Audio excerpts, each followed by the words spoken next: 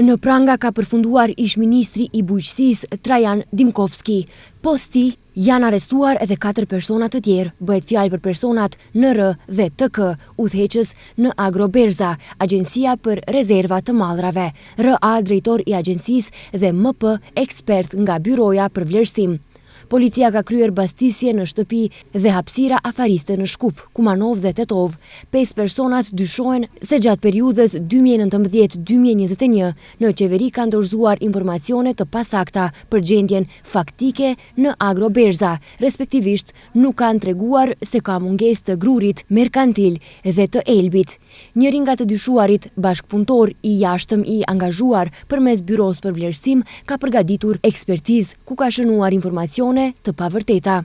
Dokumenti është dorëzuar deri te qeveria dhe e njëjta është pranuar nga ana e qeverisë, me çka Agjencia për Rezerva të Mallrave është obliguar të fshijë 1500 ton nga gruri merkantil dhe 500 ton elb në vlerë të përgjithshme prej 473.000 euro. E në momentin e fshirjes, vlera e tyre ka shënuar 780.000 euro. Me këtë vlerë është shkaktuar dëm mbi buxhetin, thon nga Prokuroria Publike.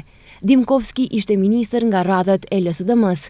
Nga kjo parti akuzojnë pushtetin se po krijojnë raste të montuara me qëllim largimin e fokusit nga, siç thon, skandali i fundit kriminal i pushtetit aktual, me vlerë prej 130 milion eurosh.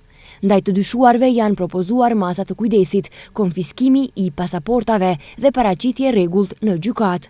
Do të ndiqen për veprën penale keqpërdorimi i detyrës zyrtare nga neni 353, paragrafi 5 lidhur me paragrafin 4 dhe 1 nga Kodi Penal.